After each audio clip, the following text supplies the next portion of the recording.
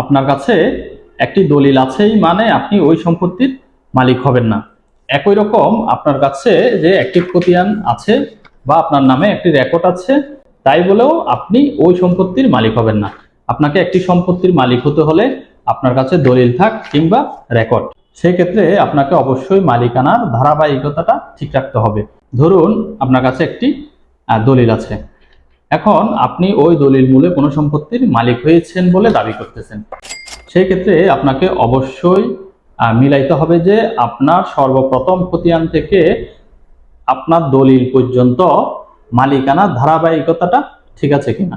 অর্থাৎ আপনি যার কাছ থেকে জমি নিয়েছেন, সে যার কাছ থেকে নিয়েছে কিংবা ওয়ারিশ সূত্রে যার কাছ থেকে পেয়েছে তার নামে খতিয়ানের ধারাবাহিকতা ঠিক আছে কিনা, বা তার পূর্বপুরুষের নামে খতিয়ানের ধারাবাহিকতা বা দলিলের ধারাবাহিকতা ঠিক আছে কিনা। অর্থাৎ আপনি রহিম সাহেব থেকে এই দলিলটি করেছেন, অর্থাৎ এই জমিটি রহিম সাহেবের কাছ থেকে আপনি কিনেছেন।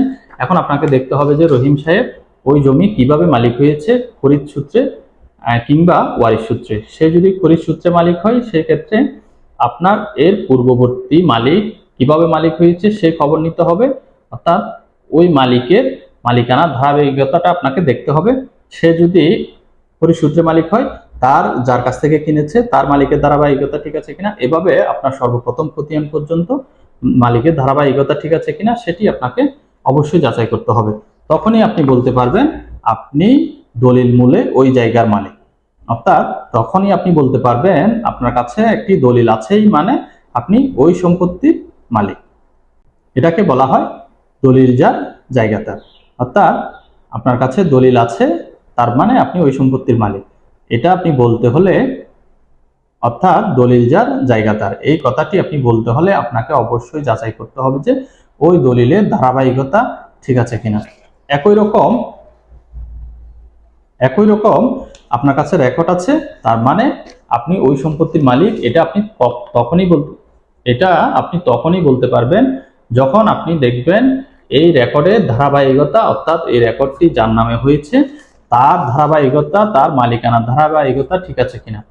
অর্থাৎ এই রেকর্ডটি যদি রহিম সাহেবের নামে হয় সেক্ষেত্রে রহিম সাহেবের পূর্ববর্তী, সে খরিদ সূত্রে মালিক হলে তার পূর্ববর্তী বায়াদারের নামে আপনার সব কাগজপত্র ঠিক আছে কিনা সেটি দেখতে হবে সর্বপ্রথম খতিয়ান পর্যন্ত। এবং রহিম সাহেব যদি ওয়ারিশ সূত্রে মালিক হয় সেক্ষেত্রে আপনাকে দেখতে হবে যে তার পূর্ববর্তী খতিয়ানগুলা তার পূর্বপুরুষদের নামে ধারাবাহিকভাবে ঠিক আছে কিনা। অর্থাৎ তখনই আপনি বলতে পারবেন আপনার নামে রেকর্ড আছে মানে আপনি ওই সম্পত্তির মালিক। আশা করি বুঝতে পেরেছেন। আপনার কাছে দলিল থাক কিংবা রেকর্ড, সেই ক্ষেত্রে আপনি কখন বলতে পারবেন দলিল যার জায়গা তার এবং কখন বলতে পারবেন আপনার রেকর্ড যার জায়গা তার।